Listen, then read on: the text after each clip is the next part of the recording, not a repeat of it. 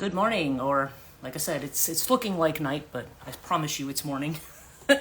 I'm Brigid Burke, and this is Morning Coffee with Brigid. We are at the 24th of October, so we've got 1 week left. Yeah, till Halloween, or to Samhain, which is, of course, there's Samhain that's Halloween. Good morning, Joanne. And then there's Samhain there's astronomical Samhain, which I don't know exactly what the date of that is, but it's usually early November. So here I am sitting in darkness here. I thought it was going to be really cloudy this morning, but because we did actually have a little bit of rain last night, just enough to mess up my windows, really. We could use more of a soaking rain right now, but we don't have one. So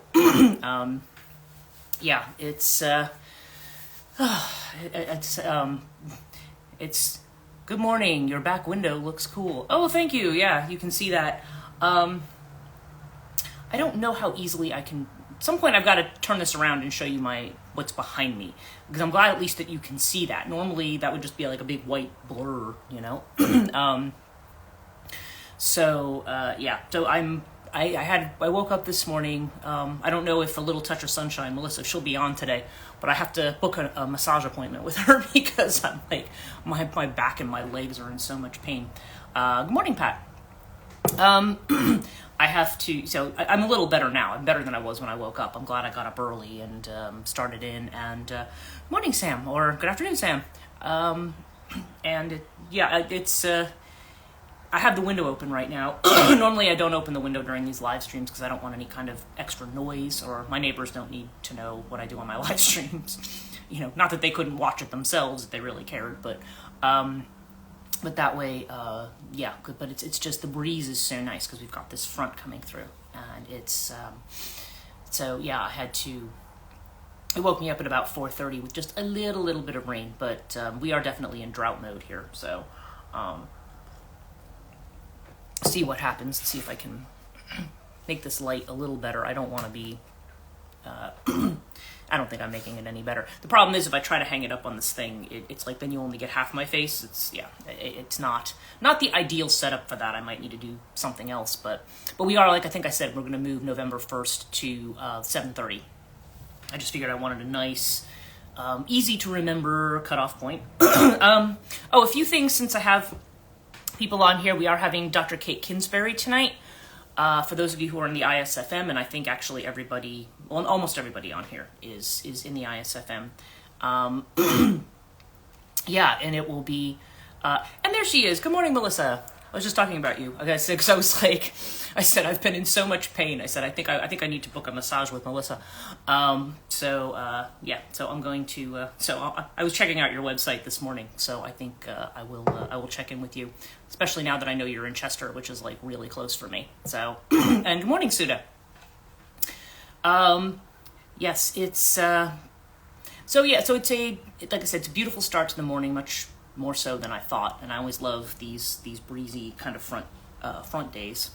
I have what was I going to that would be wonderful. Yeah, absolutely. I will. You're definitely going to hear from me after this. Today is a busy day for me because I have what is it? I've got two big things I've got on my plate besides the school tonight. And by the way, people who are in the school, that is the same link that we were going to use for last week. If anybody needs me to resend them the link, good morning, Leila. If anybody in the school needs to resend the link, just let me know, and I will do so. But we have that, and then I've decided for the tarot class I might wait till December to do that. I will probably book a dream workshop for November.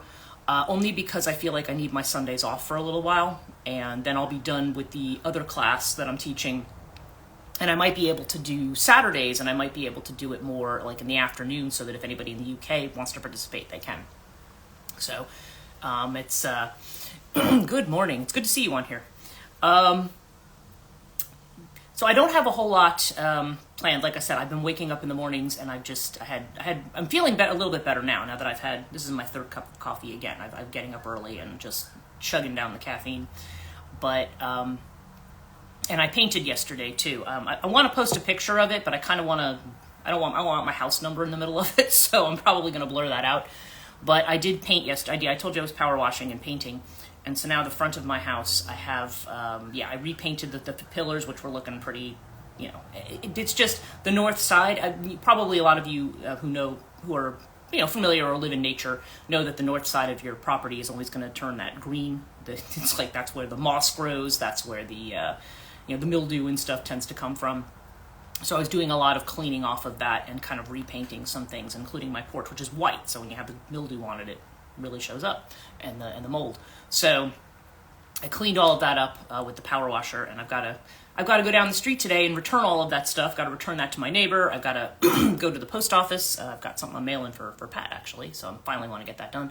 And then apparently our postal people, I don't know what's wrong with them, but they basically gave me the mail of my neighbors like 2 or 3 doors down, who I know, but I don't know super well. And I don't even know if they have a post box, so I have to check. But I ended up opening this bill going, that's unusual. This company doesn't usually send me the bill this way. And then I realized I just opened their bill. I'm like, great. So I'll have to put a note on it and stick it in their box. So I have a whole and a bunch of things. But the podcasts are what I have to catch up on today. I have one that I'm posting for Patreon, and then I have to at least get the notes together for the one for...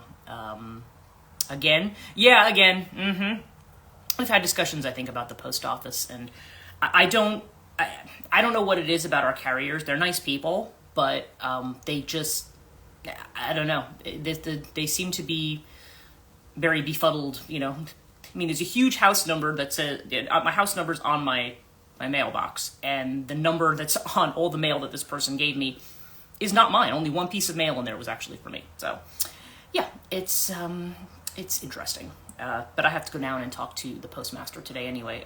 So I'll mention to him, I'll be like, by the way, I'm getting mail for other people. I hope they're not getting my mail. So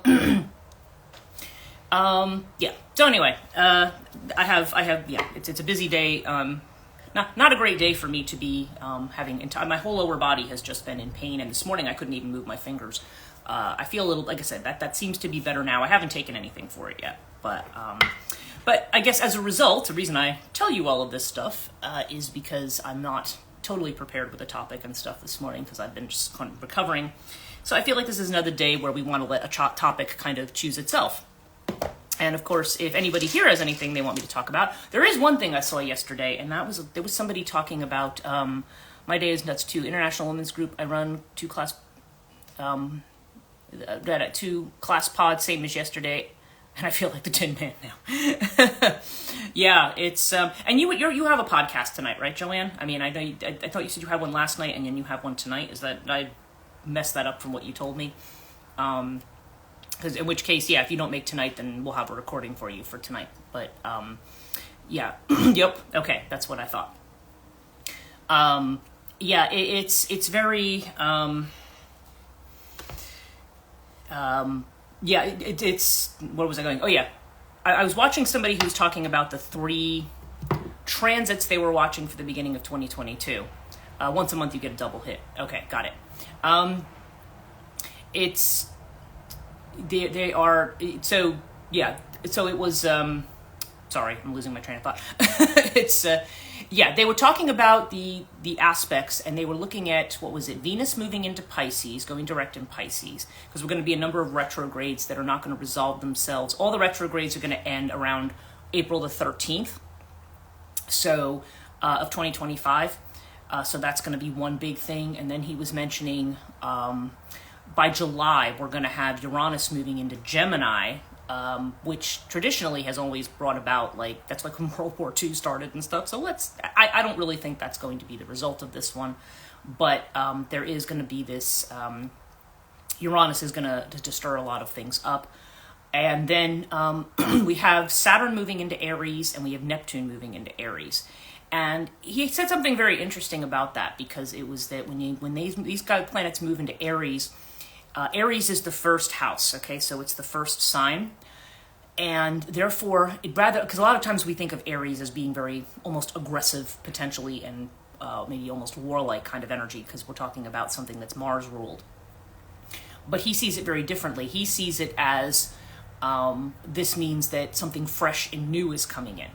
Pisces is the last sign, Aries is the first sign. So this is going to be where younger generations are going to have their voices heard, and where there's going to be new ideas and new ways of doing things. And in Saturn especially, he referred to Saturn as the black cube, which is, I think I told you about the book the other day, The Cult of the Black Cube, with Saturn. He said this is kind of like, how is this Saturn box going to be created or planted in this culture for when it's got the Aries energy behind it? Like, how is that going to be different? And of course with Neptune of course is the planet of imagination and so forth. So this is how can we think differently?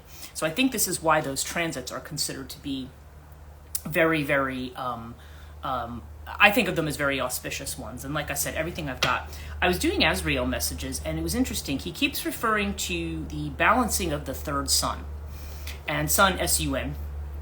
And I tried to figure out I had to ask him about what that meant, because I don't know if he was talking about a cycle, lunar solar cycles. He said, no, I'm literally referring to the third sun. So it's almost like he's talking about a third galaxy. Yeah, you can hear the street noise now.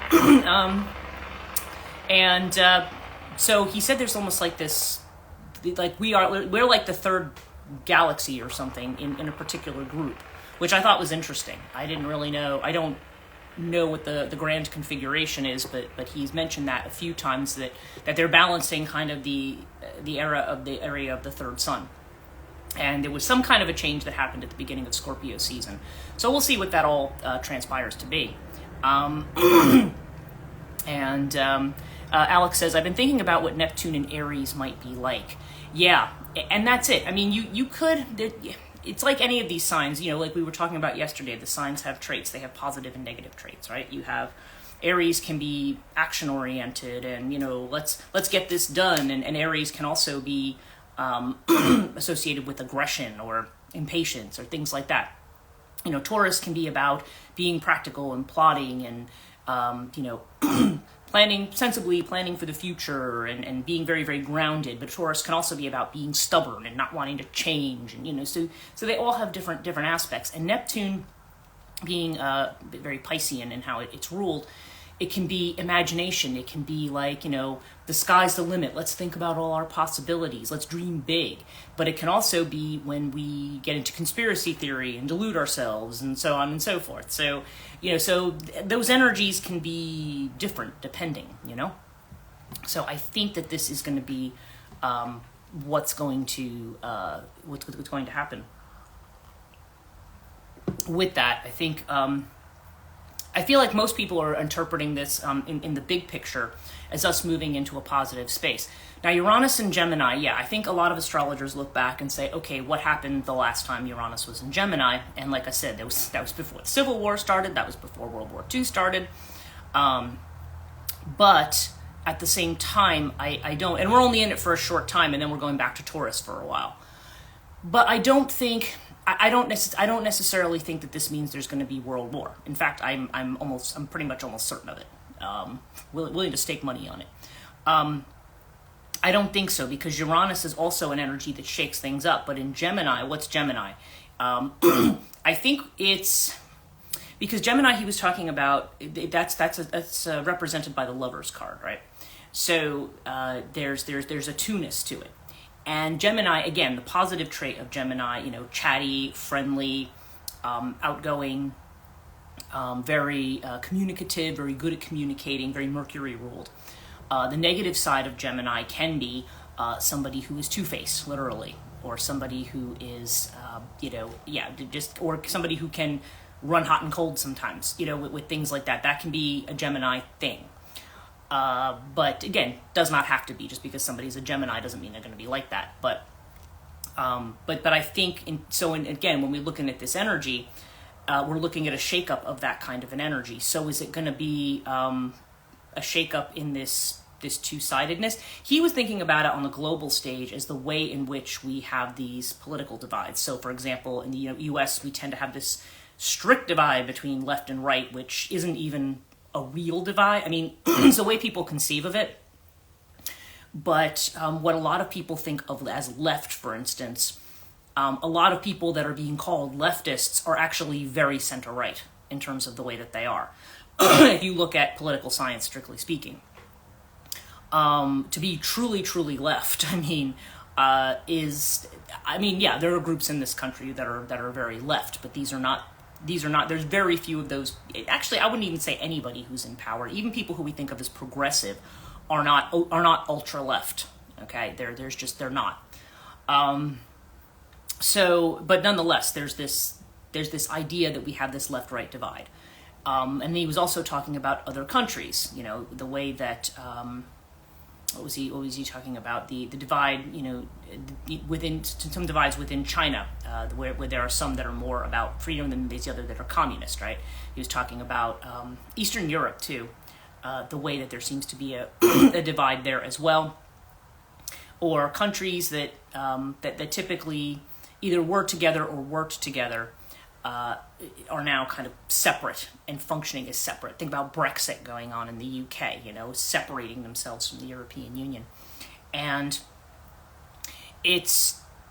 so there's a whole lot of stuff going on. I think, what's his name? Hungarian, what I forget what his name is. I'm going to say it. Orban, is that his name? I can't remember. The guy from Hungary who is very right-wing, very fascist. I think he's running for the EU presidency, or I don't know if he's ended up getting it, but he was talking about taking over Brussels. There's stuff that's going on that's very much about dividing lines and polarization. So, okay, what's my point here? Gemini, because Gemini has to do with that separate. You can look at it as a separation, or you can look at it as the twins coming together, right? So that shakeup could be something. Being we're already divided, I think it's going to be more of a shakeup that is going to bring people together rather than tear them apart. Okay, and again, what that ultimately will mean, I don't know, because some people don't want to be brought together. They want to be separated. Then there's other people who say, no, we work better together than separate. But remember what I was saying about how the energy is changing to be where we are working together rather than against each other.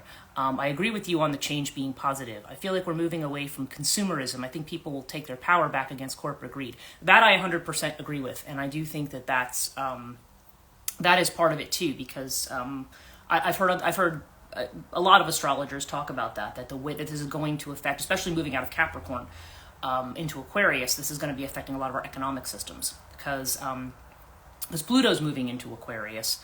And also agree with that. My messages are about moving away from celebrity idolization culture too. Yes, and I think that's been something that's a long time coming for sure, which is a branch of consumerism. Absolutely, right, when people become kind of commodity. I think we'll go back to growing our own food and building community. We are living in the best times. Yeah, well, I don't know. I might have trouble growing my own food, given how much I love vegetables, right? But have to keep my own cows, and I don't know if I have the stomach for that. But yeah, it's so interesting. Yeah, but yeah, definitely, I think. But I'm hearing a lot about the way in which our economic systems are set up.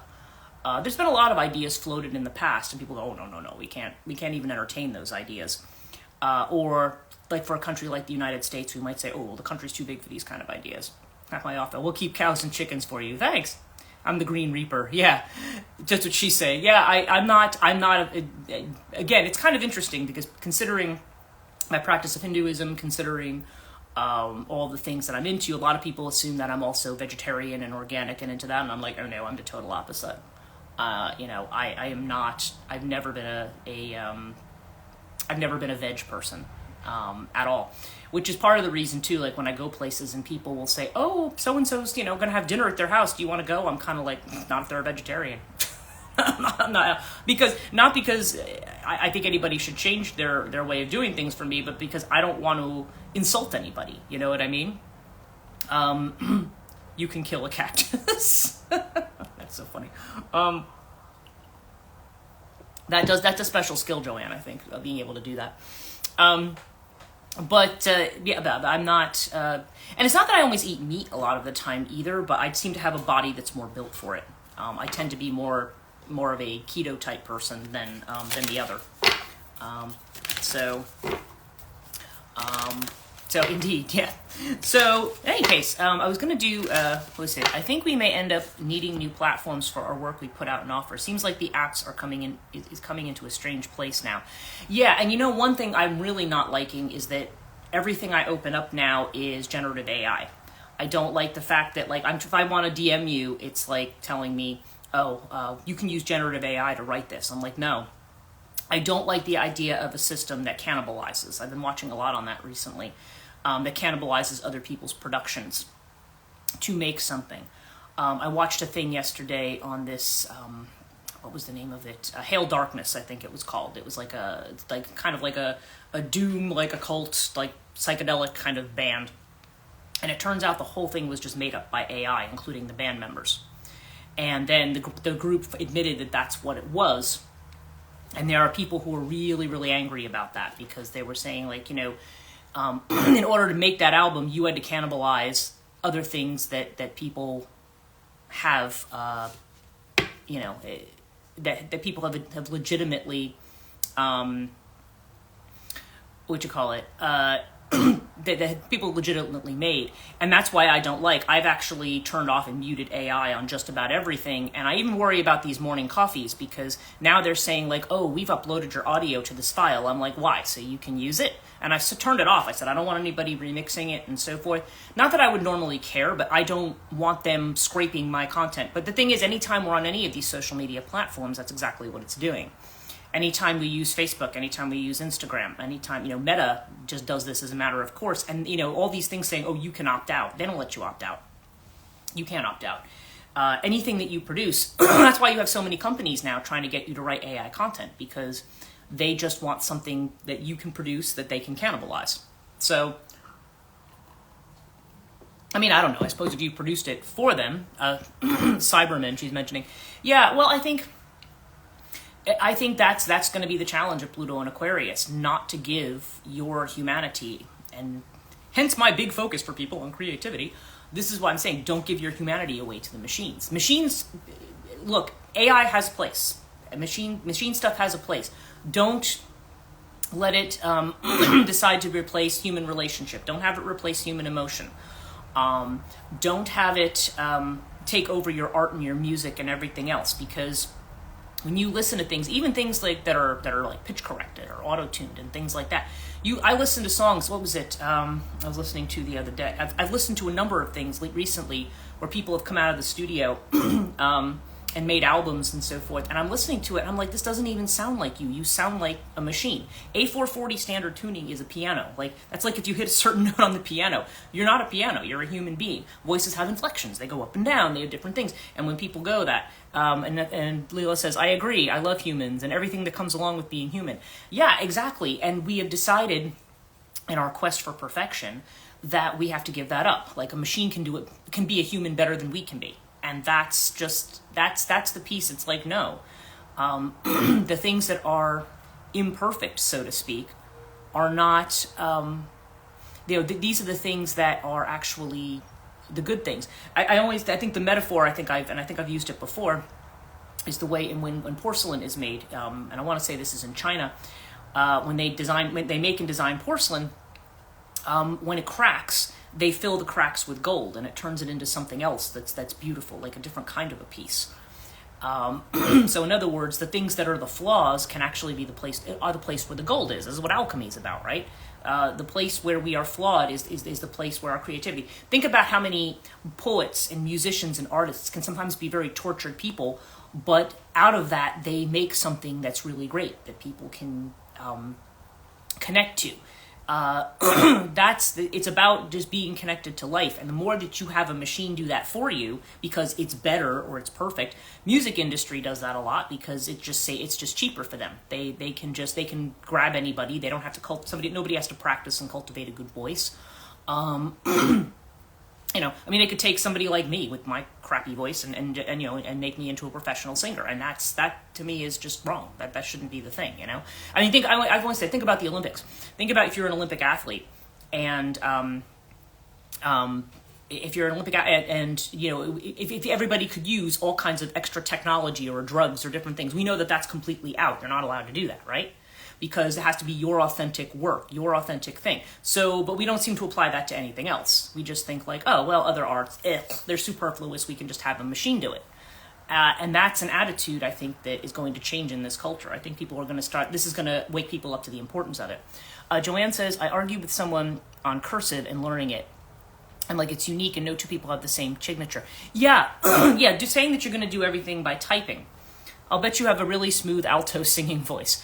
I used to, okay, interesting thought about that, Sam. I was a soprano. I actually had a soprano voice.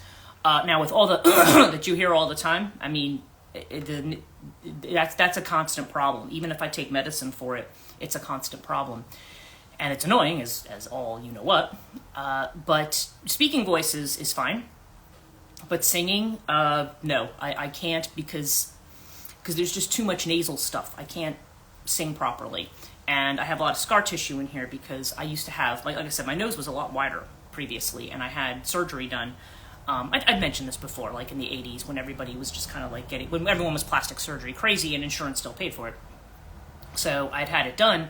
And 80 surgery is basically butchery, so there's a lot of scar tissue in here, which is probably part of the problems that I have. But it completely killed my voice because I used to have in and on. What was it? Oh my God! I work at a bakery, and the newbies can't write "Happy Birthday" in cursive on the cakes. In cursive. Oh right, on the cakes. The other way around. I see what you're saying. Yeah, it's like everything has to be in print. Actually, Leela, to your point, I have, a lot of people I know who tutor students in university. If the professors want to write comments, if I wanted to write comments in cursive on somebody's paper, they'll bring it to the tutor and go, I don't know how to read this. And I'm like, there's a whole lot written in cursive. A lot of our founding documents are written like in cursive, or at least they're written in that other kind of script. And yeah, it's I've been actually trying to write more in cursive lately, because you're right, it is kind of a unique kind of a thing. It's very sad, taking away what makes us individuals. Right, because the assumption is that you're just going to type everything. And this is why I also encourage people to handwrite. Like, neurologically, that makes a connection there for you.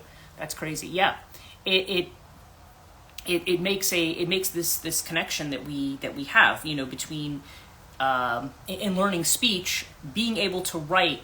That's why, like, when I have students who sit there and don't take notes, I'm like, you have to take. If you don't take notes, you're not going to retain this. And then what they do later is they just go and try to Google everything. But I've set up my tests that I've said, you have to take things from the lecture. And I do things a very specific way in lecture. If you don't take it from lecture, then I don't care if you have the right answer, you're still wrong. If I talk about Dionysus in my lecture and you tell me this is the story of Zagreus, yeah, technically you're not wrong, but I didn't mention Zagreus, so you're wrong because you got that off Google. That's the way I look at it. So that's why people can't read the Constitution. Yeah, that's true. It's coming back in pockets. Oh, pseudo, yeah, with cursive. I do hope it comes back. I mean, I remember learning to handwrite, and it was miserable because for whatever reason I always wanted to hold the pencil like right at the tip, and I used to get yelled at all the time for that. Like, they made me use a pencil grip. But it's funny because my cursive now looks better than, and even my other handwriting looks better than a lot of my students. So if I don't take notes for school and come back to the lesson, it's like I don't remember any of this. Right, because it's been shown that there's a neurological connection between writing. That's why I often tell people, write down your dreams, journal. And because students are not used to writing, if I have them do a test in class where they're writing, they're like this after 2 minutes. I'm like, what is wrong with you? Like, but the thing is, they're not conditioned to do it now, Perhaps we have a bit of a renaissance in things in years to come. Yeah, and that's the way I'm looking at it. It's almost like we're going through a dark age right now, so to speak, like when we think about it in terms of what we historically think of as a dark age. But this is a new kind of a dark age because it's one in which we're not learning anything because we're letting the machines do everything. And I think that's the challenge that we have, is to rediscover who we are as people, as human beings. So I'm going to do a few readings while we're doing that. And just admire. I just have. Puma. You were mentioning Puma. Yes. I have such a great view out here. Oh my God. And you can hear the ambulances now too, to go along with that. But it's beautiful, and the breezes are out there, and I have a lot of work to do today, but I might have to sit outside and do some of it. Oh yeah, and oh my goodness, oh my God, okay. Here's our reading for today. So what's our center card? Adventure, okay? I just sent a lot of people the link on the forest. I did find that Casa Lobo video, by the way, people I mentioned that for, and you can find it on YouTube. What you created here is also beautiful. Thank you, Leela. Yes, well, it's beautiful because of all the people who are here. It's definitely beautiful because of everybody who shows up for this. So, oh, that was weird. I slowed down there for a minute, and I was like, I had that slow down moment. But yeah, we've got adventure, entering the forest, right?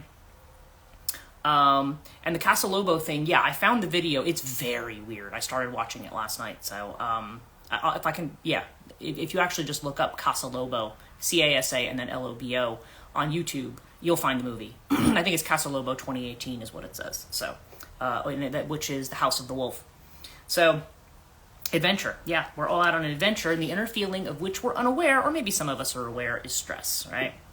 We're stressed out. It's like, oh my God, we're in a new space. Like, what am I going to do? Am I doing the right thing? Should I do this? Should I do that? Oh my God, this is still not working out here. This is here. Yeah, we still have a lot to let go of. There's still cleanup that we're doing as we move into this new space, and we need to be gentle on ourselves, I think, with this. Stress says, sometimes when we start, having the will checks, thank you. Yeah, we need to be kind of,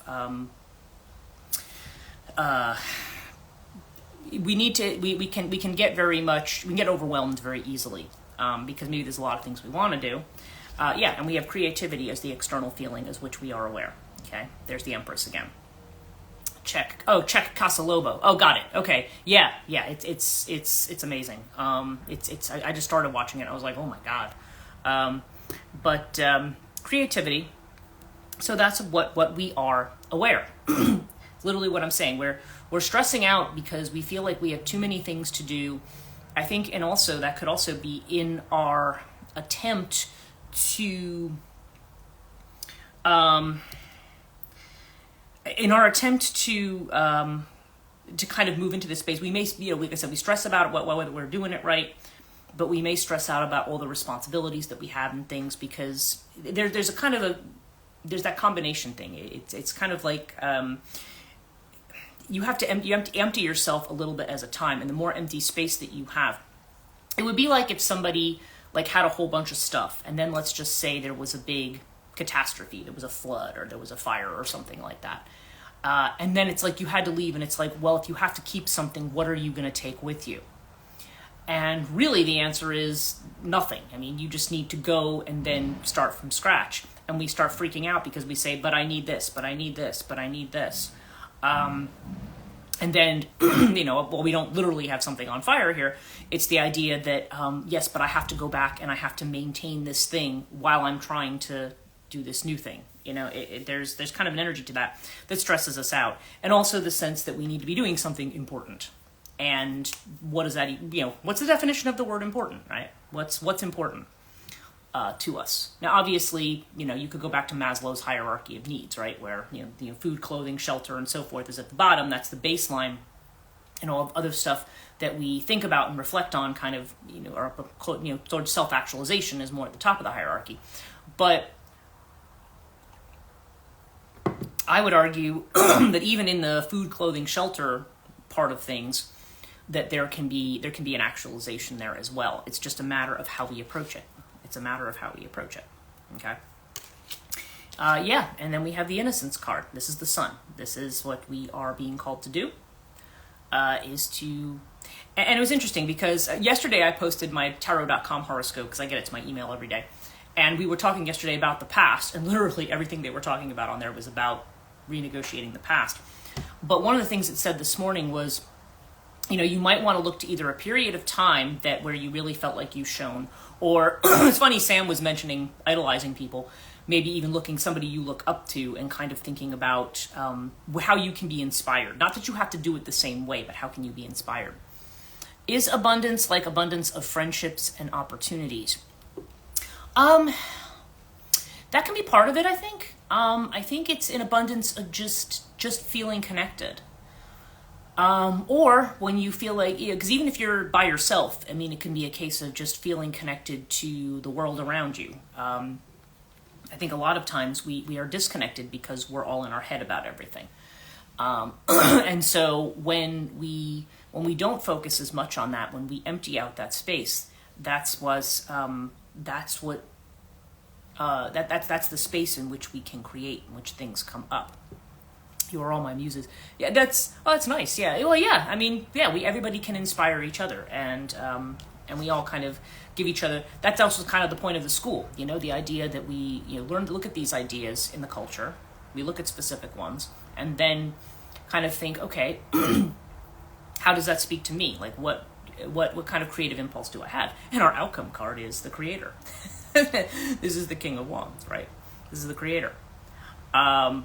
So yeah, a lot about creating now, and a lot about, I mean, these two cards are about, going back to spaces of innocence, right? Going back and looking at the forest not as the scary place, but as the place of adventure. Okay, and it does kind of go back to that Casa Lobo, because it's like you could end up being trapped in the house, and you could be gorgeous card and powerful, yeah.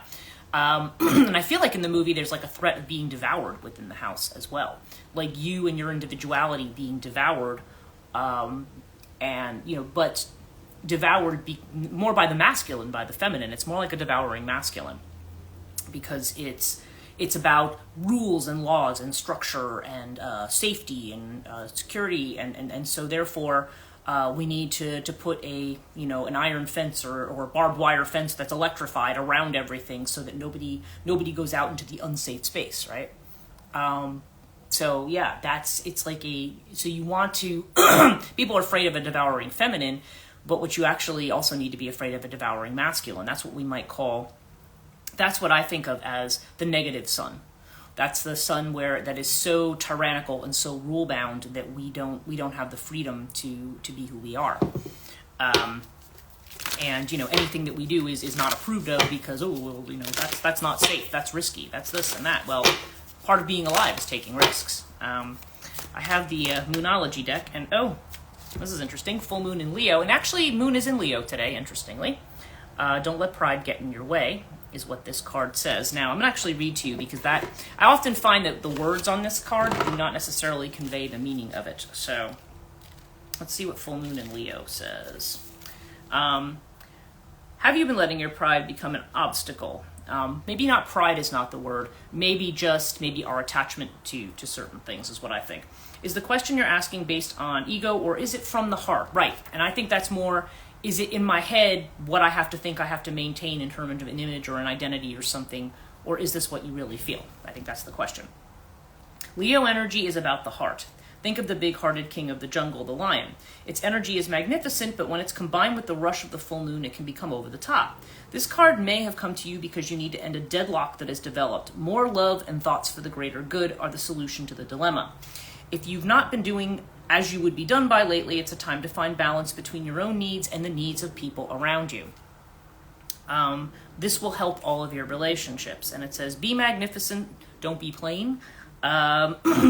Self-esteem is good. Self-esteem versus vanity. I don't think anybody here has a problem with vanity. It's just creative urges should be followed, work some magic.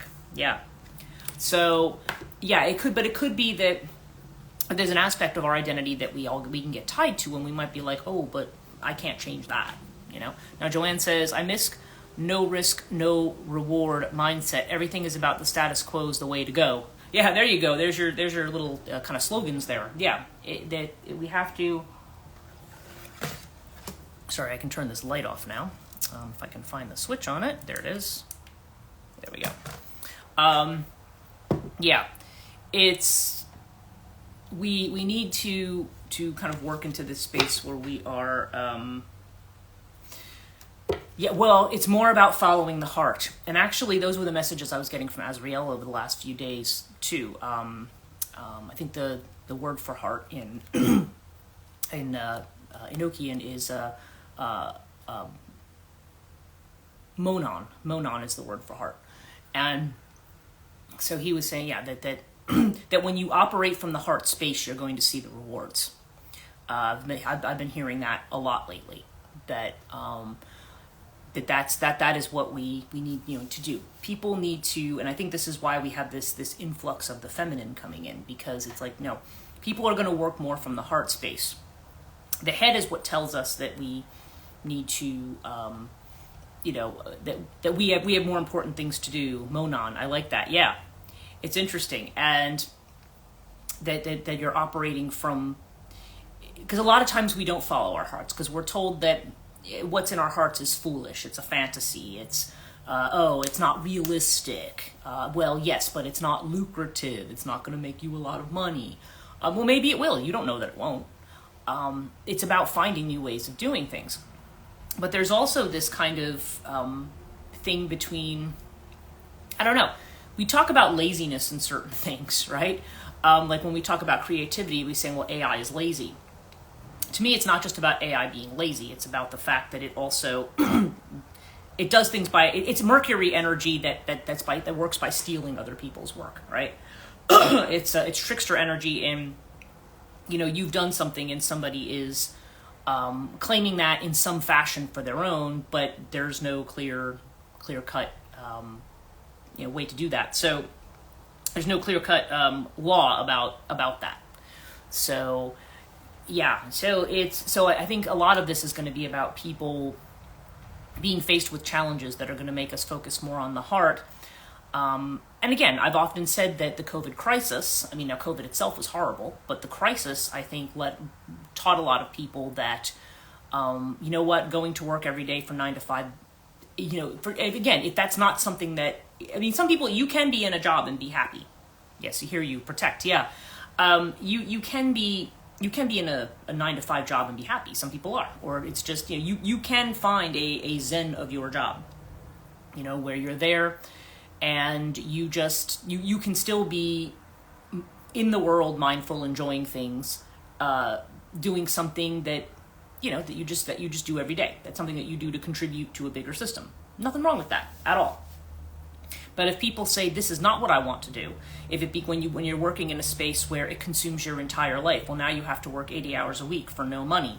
If you want to keep your job, your whole life has to be your job. We don't care about your family or about, anything else. That's when it becomes a problem. Okay. It's not that you can't enjoy work. It's not that everybody has to quit their job and become an artist, right? But but we all have something that we have to contribute. And again, sometimes it's just very nice. We can enjoy the work that we're doing. We need, obviously, if we're going to function as a society, people need to do certain jobs, right?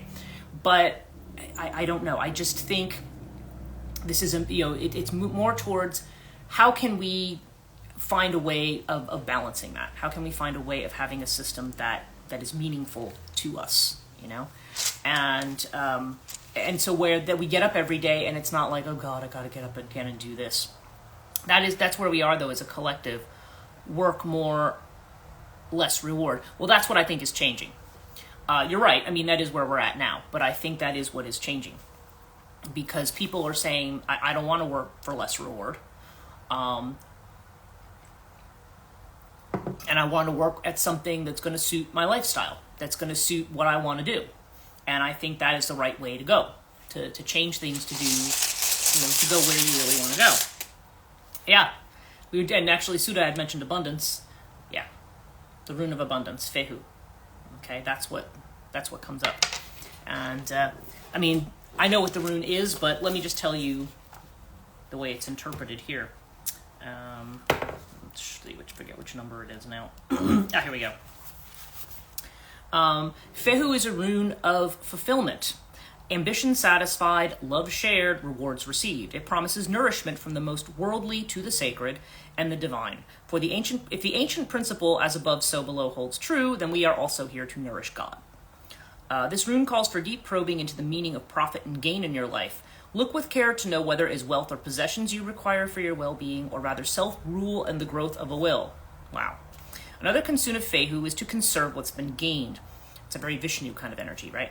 This rune urges vigilance and continual mindfulness, especially in times of good fortune, for it is then that you are likely to collapse yourself into your success on the one hand or behave recklessly on the other. Enjoy your good fortune and remember to share it, for the mark of the well-nourished self is the ability and willingness to nourish others. Yeah, right? Wow, yeah.